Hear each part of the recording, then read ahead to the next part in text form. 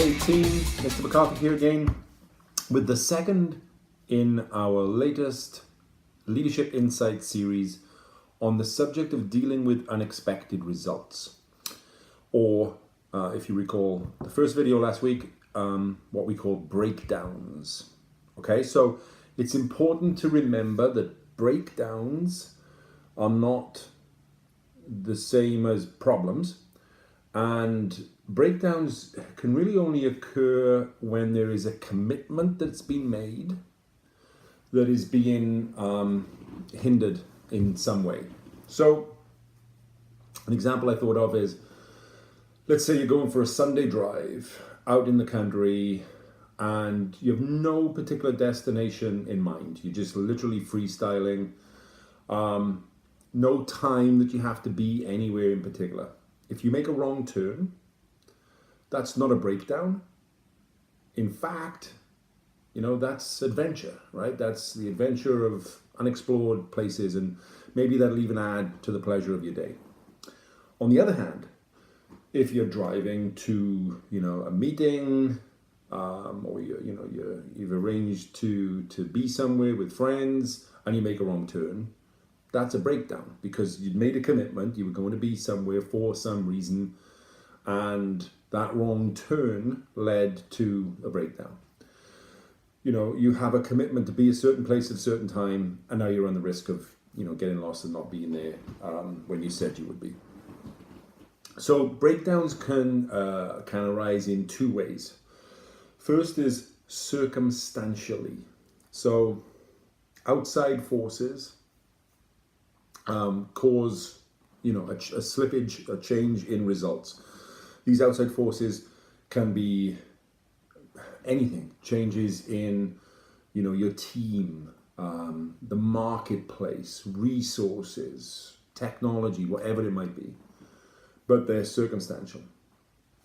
Another breakdown, another way a breakdown can arise is by intent or declaration, as we call it. So things may be going along just fine, but the commitment that was made is increased to, to a level significantly beyond an ordinary outcome.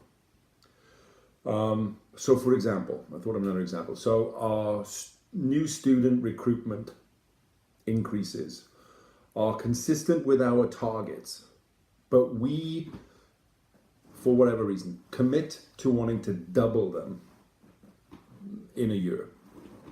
In this situation, it can be said that there's nothing wrong, but a breakdown has been created by declaring the intent to double recruitment of new students.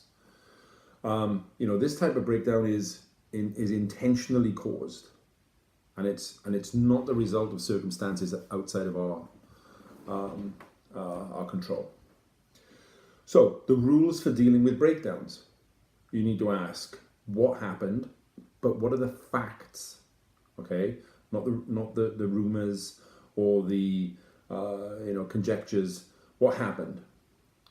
What is the commitment that we made? We ask ourselves, are we still committed to that target? And then what's missing or not working that would stop us from reaching that commitment? And there's two types of responses here. So an automatic response in any kind of human system like this is, so something happens, you make an exclamation, oh my gosh, something happened. You ask then, what went wrong? Who's to blame? What are the options? Maybe one of those, when you just respond automatically is, let's quit on the idea. And ultimately you get to sort of resignation or maybe limited amount of action.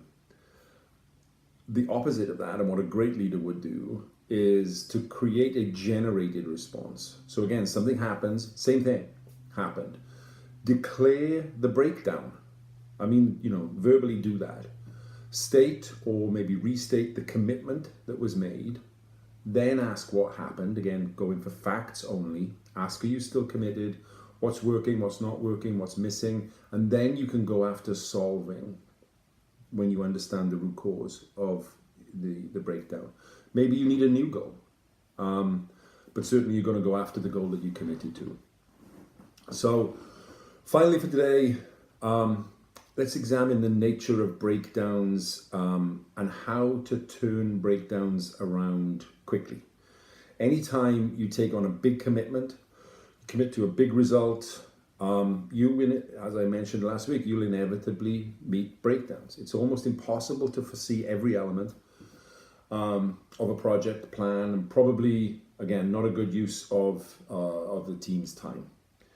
But once a project is in action, unforeseen circumstances, will arise. Breakdowns are a good indicator of what might be missing in a project or in teamwork. And so they're really, really useful and very important to understand. It's also important to know how to get projects back on track quickly. Breakdowns can be opportunities for breakthroughs. So we use these tools to try to help us, right? We mine or analyze the breakdowns for learnings, and we do that as a team. We turn breakdowns around with real power and velocity to get projects back on track when we understand the root cause of the breakdown. And we really treat setbacks as an opportunity to really strengthen and catalyze the team communication and innovation and really, really focus again on action. So again, breakdowns can have a real negative effect on the commitment and the results that we were going after.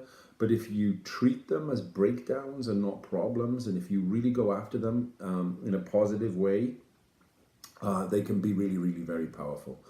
So that's it for today. I'll talk next time about the process for resolving breakdowns, and that should wrap this one up again a little bit. So as always, thanks for now. If you enjoyed the video, give it a like. If you haven't subscribed yet, please do, because that'll help make sure I get them out there to you, and share, comment, and any questions as always. And again, thanks.